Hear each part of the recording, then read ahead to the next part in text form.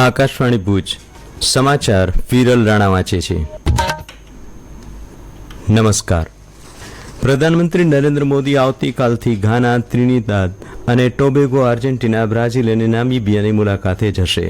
નવી દિલ્હીમાં પત્રકાર પરિષદને સંબોધતા વિદેશ મંત્રાલયમાં આર્થિક સંબંધોના સચિવ દમુ રવિએ જણાવ્યું હતું કે પ્રધાનમંત્રી તેમની 5 દેશોની યાત્રાના પ્રથમ તબક્કામાં 2 અને 3 જુલાઈના રોજ ઘાનાની મુલાકાતે લેશે। શ્રી મોદીની ઘાનાની આ પ્રથમ મુલાકાત છે। તેમણે જણાવ્યું કે શ્રી મોદી ઘાનાના રાષ્ટ્રપતિ સાથે વાતચીત કરશે। બંને દેશો મજબૂત દ્વિપક્ષીય ભાગીદારીની સમીક્ષા કરશે અને આર્થિક, ઉર્જા અને સંરક્ષણ સહયોગ તથા વિકાસ સહયોગ ભાગીદારી વધારવા માટેના ઉપાયો પર ચર્ચા કરશે।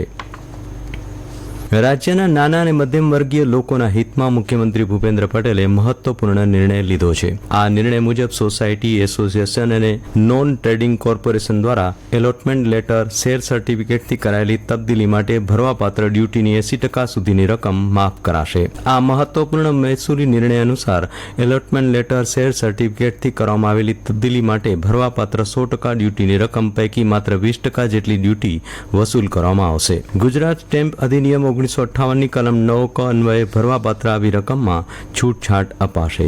આ સકારાત્મક અને નાગરિક હિત કેન્દ્રીય અભિગમથી આવા તબદીલીના કિસ્સાઓમાં લોકો પર દંડની રકમનો કોઈ જ વધારાનો નાણાકીય બોજ પડશે નહીં।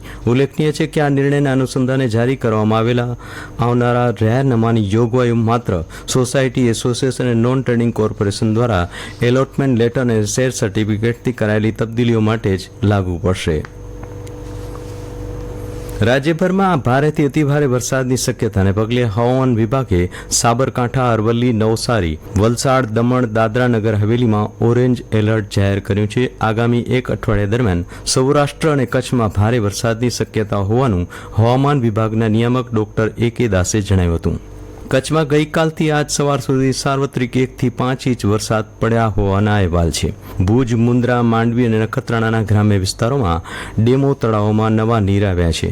દરમિયાન જિલ્લા કંટ્રોલ રૂમ પરથી મળતી આંકડાકીય માહિતી મુજબ ગઈકાલે સાંજના 6 વાગ્યાથી આજ સવારના 6 વાગ્યા દરમિયાન ભુજમાં 8 મિલીમીટર, માંડવી 3 અને ગાંધીધામમાં 2 મિલીમીટર વરસાદ નોંધાયો છે, જ્યારે અન્ય તાલુકામાં વરસાદ નોંધાયાના અહેવાલ નથી।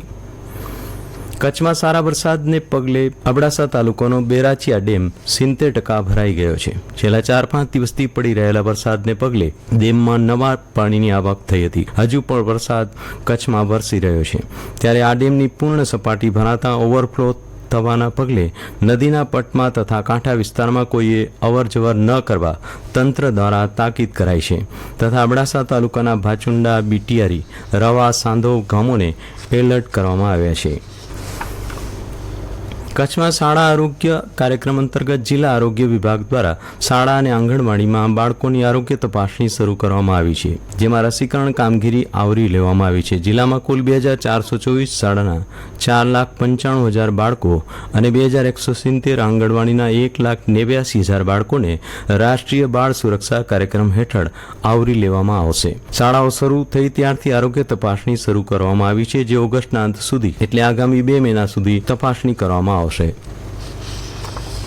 કલા વારસો ટ્રસ્ટ આ વખતે એક જ સપ્તાહમાં વિશ્વ સંગીત દિવસ, યોગ દિવસ અને કચ્છીઓનું નવું વર્ષ એટલે કે અષાઢી બીજ, આમાં ત્રિવિધ તહેવારોને ઉજવવા રૂહજી રયાણ તારીખ 28 જૂનના ભુજ ટાઉન હોલ ખાતે યોજવામાં આવી, જેમાં કચ્છના લોકસંગીતના 427 લોક કલાકારો આ રયાણમાં ભેગા થયા હતા અને આ ત્રિવિધ તહેવારોની ઉજવણી કરીને કચ્છના લોક વારસાને જાળવી રાખવા સંકલ્પ લીધો હતો। ટ્રસ્ટના ભારમલભાઈ સંજોટે 12 વર્ષની મુસાફરીનું પ્રેઝન્ટેશન કરીને કામગીરીનો અહેવાલ રજૂ કર્યો હતો। ગાયન, વાદન ક્ષેત્રે વર્ષોથી સંગીત સાધના કરતા કલા સાધકોને કલા વારસો ભૂષણ 2025 માનપત્રથી સન્માનિત કરવામાં આવ્યા હતા। અને આ સાથે સમાચાર બુલેટિન પૂરું થયું। નમસ્કાર।